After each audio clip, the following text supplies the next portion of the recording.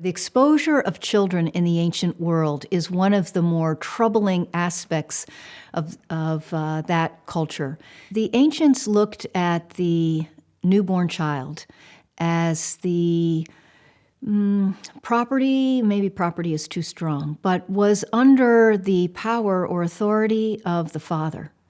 And it was the father's responsibility to, in a sense, pick up the child, almost in a literal sense, and say, yes, I will raise it. If the father did not, then the baby needed to be turned out, to be exposed. In fact, we know from the sands of Egypt, an early 1st century BC letter, where, amongst other things, this father writes to the mother, writes to his wife, and says, recognizing that she's pregnant, if she has a boy, and he's not there in the home, so she has a boy when he's not around, to go ahead and raise it. But that if it's a girl, expose it.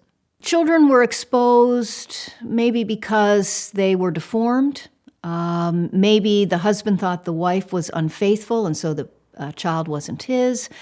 Maybe the father divorced the mother and she decided rather than let him know that the baby was born, she would just expose the child. It seems that more girls were exposed than boys, but certainly boys were also exposed. This practice involved putting the child out. Now, if you put the child out of the house into a field or, some place outside the town, you were pretty much giving the child a death sentence. We might call that infanticide. But a lot of times these children were exposed by putting them on a rubbish heap or someplace where everyone knew that babies would be left.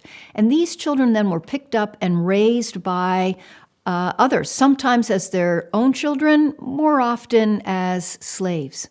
What's interesting is that the father never lost his authority over the child. So the child being maybe 10 or 12, the father could go back to the family that's been raising this child and say, by the way, this is mine. I can prove it. And if he does prove it satisfactorily, the child is taken from the family that raised him and returned to his birth family. And so it may have, ironically, the practice of exposure may have just provided families a way to, if they had financial struggles, to give up their baby, and then when the financial struggles were resolved, to take the baby back as a young child now.